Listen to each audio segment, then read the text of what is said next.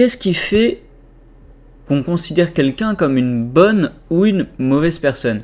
Est-ce que c'est son image publique, ses choix, ses contradictions? Sinon, prenons l'exemple de Leonardo DiCaprio. C'est un vrai activiste, cependant on le critique beaucoup par rapport à son train de vie. DiCaprio, c'est indéniable, c'est quelqu'un de très talentueux et de très respecté à Hollywood. Nous verrons que il a joué différents rôles.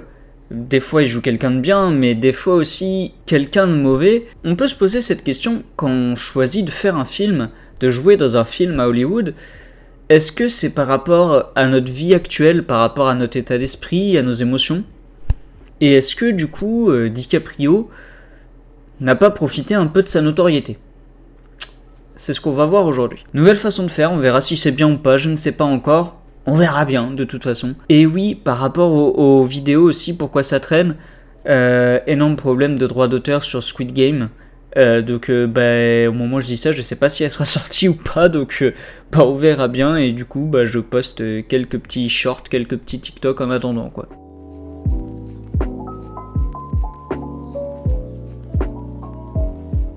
Pour la plupart d'entre nous, on est tous un peu tombés sur Leonardo DiCaprio en regardant Titanic, qui est sorti en 1997. Jack Dawson, c'est quelqu'un de jeune, qui n'a pas peur, qui est plein de vie. Il a tout risqué par amour, et nous a tous un peu inspirés à sa manière, sa façon d'être. Mais est-ce que DiCaprio, dans la vraie vie, il est comme ça? En quelque sorte, oui. C'est un rêveur, il aime prendre des risques et il a toujours repoussé ses limites. Son travail pour l'environnement montre qu'il tient à certaines choses importantes et qu'il veut faire une différence.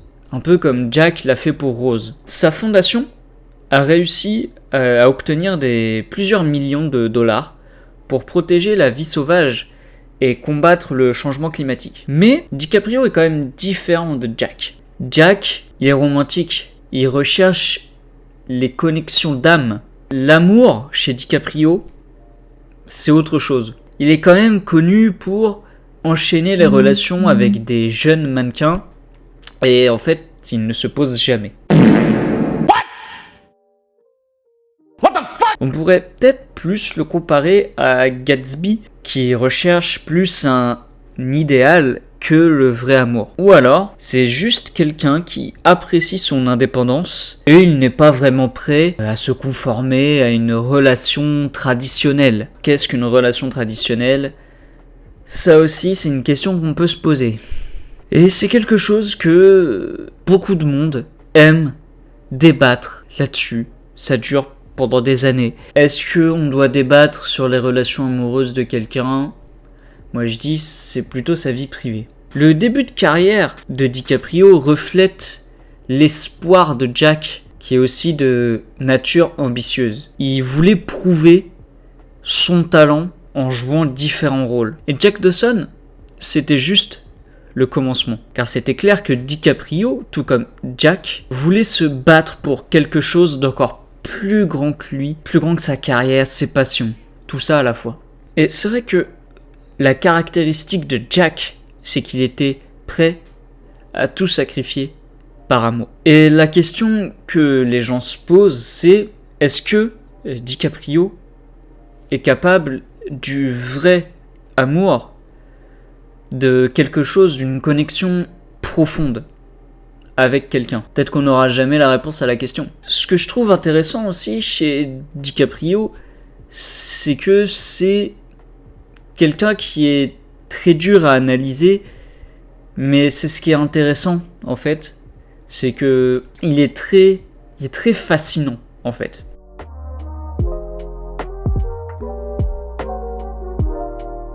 L'une des performances les plus inoubliables de DiCaprio, c'est quand il a incarné Jordan Belfort dans Le Loup de Wall Street en 2013. Le personnage parle rapidement, il est charmant, il a quelque chose de magnétique, mais il est complètement corrompu en fait. Et pourtant, on ne pouvait pas retirer nos yeux de lui. C'est ce qui est incroyable quand même. Est-ce qu'on peut comparer DiCaprio à Jordan Belfort? Alors DiCaprio est l'un des acteurs les mieux payés dans le monde. Et c'est vrai que il a des yachts, il a des jets privés, et il peut se payer des vacances luxueuses. Et du coup, beaucoup de personnes voient une contradiction avec son style de vie et son activisme pour l'environnement. Certains disent même qu'il est hypocrite. Mais contrairement à Jordan Belfort, DiCaprio n'a pas fraudé. Il a travaillé dur, il a toujours choisi des rôles qui le challengeaient, et c'est vrai que ses performances ont toujours été incroyables. Mais, du coup, est-ce que DiCaprio est une élite ? Dans le sens où, est-ce qu'il est différent du bas peuple ? Que c'est quelqu'un qui aujourd'hui est intouchable et qui utilise ses privilèges. L'autre question qu'on peut se poser aussi, c'est est-ce qu'on peut combattre le système tout en bénéficiant de ce dernier ? Ce qu'on peut remarquer chez DiCaprio lorsqu'il a joué Belfort, c'est qu'il avait l'air à l'aise, comme si c'était une seconde nature. Est-ce que DiCaprio serait relié à ses personnages plus qu'on ne le pense ? Il est évident que DiCaprio apprécie ses privilèges. Il a quand même une vie assez extravagante, mais il parle quand même de développement durable. C'est quand même quelqu'un d'inspirant par rapport à ses films, mais aussi au message qu'il veut nous donner. On en revient à ce paradoxe. Personnellement, ce que je trouve incroyable dans le Loup de Wall Street, c'est qu'il arrive à nous faire apprécier un personnage qui est totalement corrompu. Jordan Belfort, c'est un connard, faut le dire, c'est un connard. Et pourtant, quand on regarde le film, pendant 3 heures, on est là en mode « je veux être comme lui ». Enfin non, on veut pas être comme lui, mais je pense que vous comprenez le message que je veux vous faire passer. Est-ce qu'on peut dire la même chose de DiCaprio ? C'est quelqu'un qui est adoré par des millions de personnes. Faut dire qu'il a du charme, faut dire qu'il est talentueux. Est-ce que DiCaprio est une mauvaise personne ?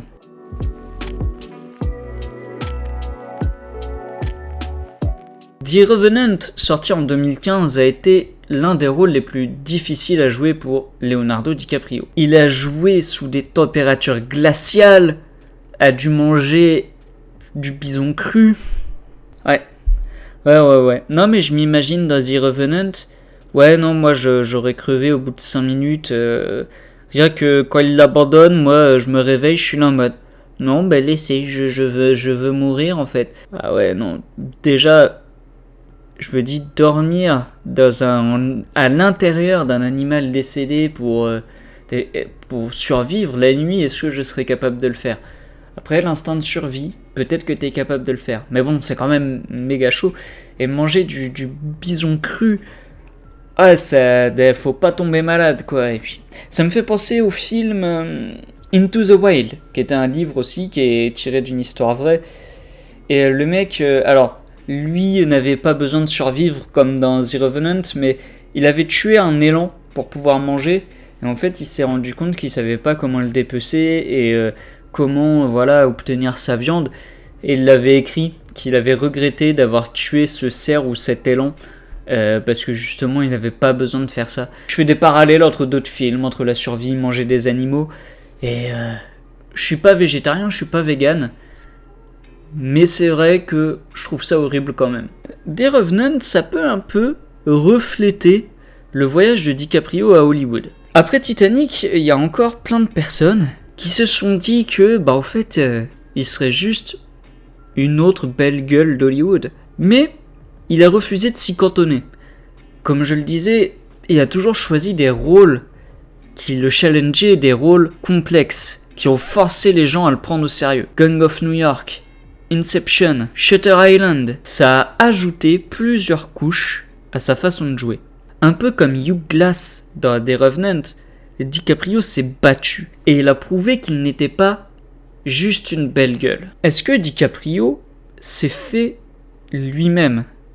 Ou, dès le début de sa carrière, il a eu le luxe et le privilège de son côté ? Ce qu'on peut reconnaître, c'est que les choix de carrière de DiCaprio montrent que c'est quelqu'un qui refuse d'être sous-estimé. Un peu comme son personnage dans The Revenant, il cherche toujours à se challenger, il refuse de baisser les bras, peu importe à quel point les choses sont dures. Et c'est cette résilience qui fait que DiCaprio est l'un des acteurs les plus respectés d'Hollywood. Mais est-ce que c'est cette recherche de succès qui fait que ses relations échouent à chaque fois ? Ce qui est intéressant aussi dans The Revenant, c'est que DiCaprio a enfin gagné la plus prestigieuse des récompenses, l'Oscar. Alors pour moi, déjà je pense qu'il aurait dû le gagner dans le Loup de Wall Street.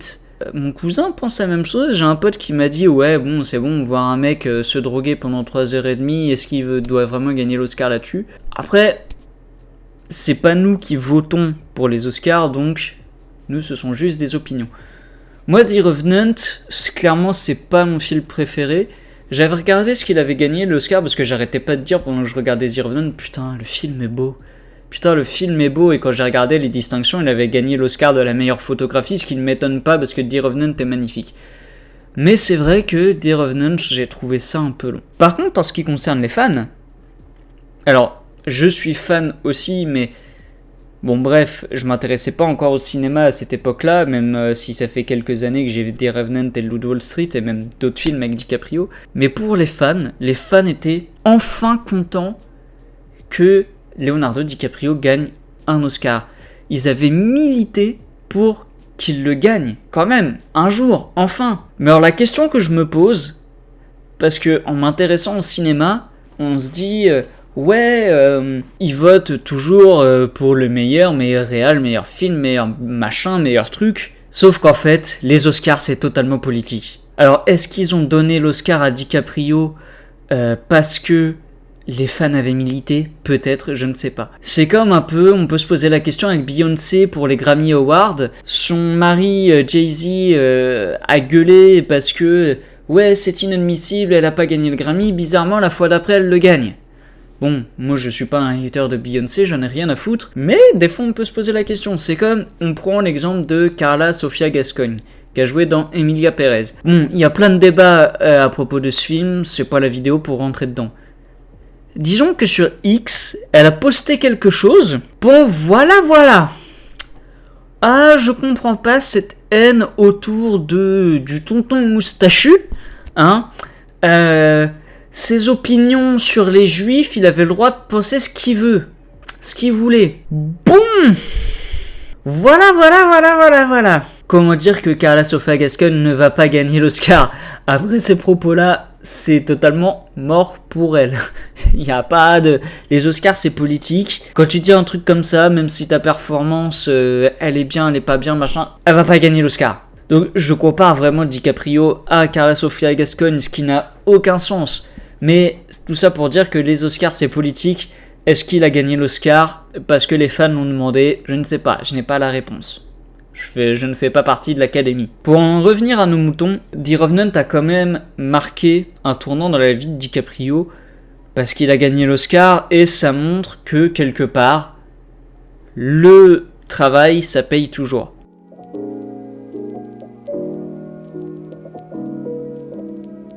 Dans Once Upon a Time in Hollywood, sorti en 2019, DiCaprio joue Rick Dalton, un acteur de la télévision qui commence à vieillir et qui a du mal à maintenir son image dans une industrie qui change très rapidement. Ce film nous offre une perspective sur comment l'industrie change et comment elle peut disqualifier même les plus grosses stars. En réalité, la carrière de DiCaprio ne décline pas, mais le film nous montre que si tu arrêtes de faire des films ou si tu joues dans des films de merde, ça nous montre comment l'industrie peut te disqualifier. Malgré les succès massifs, DiCaprio a toujours été sélectif dans ses rôles. C'est vrai qu'on ne le voit jamais dans plusieurs films par an. Il choisit vraiment avec attention les projets qui l'intéressent. Ah, il y a une anecdote là-dessus, c'est DiCaprio, est-ce que c'est DiCaprio qui a dit ça à Timothée Chalamet ou juste DiCaprio qui a dit ça à personne, mais en général, que faut pas faire de films de super-héros, c'est le meilleur moyen de plomber ta carrière. C'est son avis. Moi, je pense que dans les films de super-héros, j'ai toujours aimé ça. Il y a des très bons films, comme il y en a de très mauvais. Si je vois actuellement Chris Evans, il fait des films vraiment pas ouf. Mais, par exemple, si je prends Sebastian Stan, franchement, récemment, il a vraiment fait des très bons films. A Different Man, The Apprentice, genre le mec est quand même nominé plusieurs fois aux Oscars avec des films différents. Le fait de choisir ses projets avec attention, ça peut être une stratégie qui lui permet de ne pas s'enfoncer dans l'obscurité comme son personnage Rick Dalton. Quand on regarde DiCaprio, il est toujours constant. Et c'est vrai qu'il a toujours travaillé avec des réalisateurs exceptionnels. Il a travaillé avec James Cameron, il a travaillé avec Martin Scorsese, il a travaillé avec Tarantino. C'est juste incroyable, quoi. Ce qui est intéressant aussi dans la vie privée de DiCaprio, c'est qu'il ne s'étale pas dessus. Il n'a pas de réseaux sociaux. Et c'est vrai que quand on regarde Hollywood aujourd'hui, c'est quand même important. Tu dois poster des stories sur Insta et tout ça, tu dois toujours montrer que tu es toujours présent. Pareil, un truc que j'ai vu récemment, je regarde le pire podcast cinéma de Victor B. Allez voir ses émissions parce que moi je trouve que il t'apporte toujours des informations et sur Hollywood, sur ce qu'il pense des films, des acteurs, machin. Et il est toujours transparent sur ce qu'il dit. Et c'est pour ça qu'il dit qu'il est détesté par plein de monde, parce que au moins lui, il est pas payé pour dire du bien d'un film ou tout ça. Et dans une de ses émissions récentes, il parlait justement de Instagram et d'Hollywood. Et c'est Maya Hawke, la fille de Ethan Hawke et d'Uma Thurman, des comédiens qui sont incroyables. Et justement, elle disait que elle voulait supprimer son compte Instagram et qu'elle pouvait pas parce qu'elle en avait parlé avec un réalisateur et le réalisateur lui avait dit non, supprime pas ton compte Instagram, sinon je vais être obligé de choisir quelqu'un d'autre. Là vous vous dites mais pourquoi en fait? C'est juste que plus t'as d'abonnés sur Instagram, plus les personnes vont être intéressées pour aller voir le film parce que tel influenceur est dedans. Spoiler, ça marche pas tout le temps. Parce que tu peux faire un carton dès la sortie du film. Ah, il y a machin qui joue dedans, vas-y, je vais aller le voir, ça fait des entrées et tout ça. Sauf qu'au final, ça peut être un film de merde. Alors des fois, ça peut être des bons films. Mais des fois, ça va être des films de merde et les gens ils vont dire non, mais va pas le voir, c'est de la merde. Ce qui fait que tu vas peut-être avoir un pic d'entrée au début. Puis au final, le film va être pourri, quoi, et personne ne voudra le voir. Donc, vouloir ramener des gens parce qu'ils ont beaucoup d'abonnés sur Instagram, pourquoi pas, mais en réalité, c'est une idée de merde. La question qu'on peut se poser, encore une fois, c'est est-ce que DiCaprio est humble? Est-ce que c'est de l'humilité? Ou c'est juste une autre manière de contrôler son image? Peut-être que certains estiment que cette distance avec le public crée une différence, que cette personne, que DiCaprio, ne veut pas se mélanger avec les autres. D'autres estiment que ça crée une aura mystique et que du coup on est intrigué par DiCaprio et qu'on a toujours envie d'aller voir un film quand DiCaprio est à l'intérieur.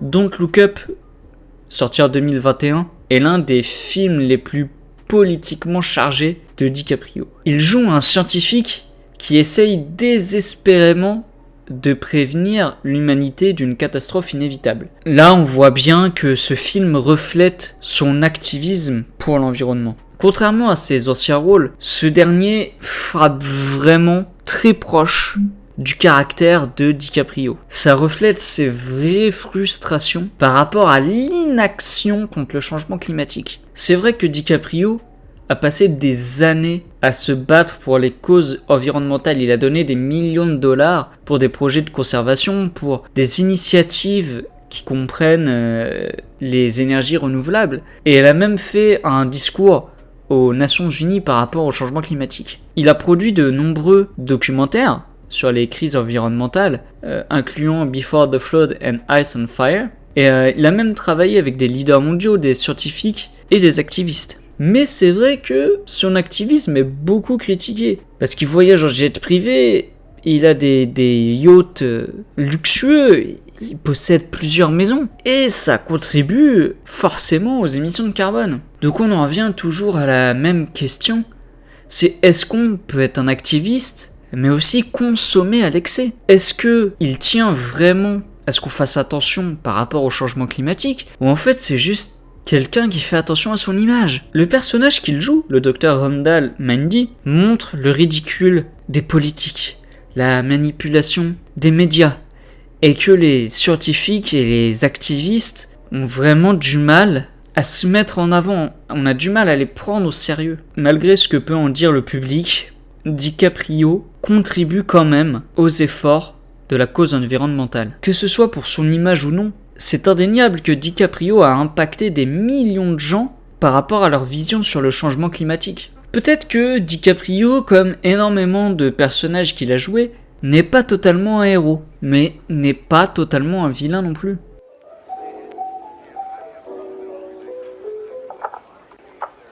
Leonardo DiCaprio, ça fait plus de 3 décennies qu'il est dans l'industrie. Et c'est vrai que son voyage à Hollywood est loin d'être fini, mais c'est vrai que pour l'instant son parcours est juste remarquable. Au-delà de son activisme, de toutes les controverses, quel est le vrai impact de Leonardo DiCaprio sur le cinéma et la société? Comme je le disais, il a toujours choisi des rôles qui le challengeaient. Il a pu jouer un personnage historique, un anti-héros, un personnage qui n'est ni blanc ni noir. Il a toujours apporté de l'intensité à chaque rôle. Et c'est vrai que sa filmographie, c'est aussi une évolution de lui en tant qu'acteur, mais aussi en tant que personne. Et quand il joue à l'écran, il n'est pas comme les autres acteurs. Il apporte une vraie expérience au film, au personnage qu'il incarne. Ce qui est intéressant, c'est qu'il a créé sa propre boîte de production, Appian Way, et il aide des jeunes réalisateurs à faire leurs propres films,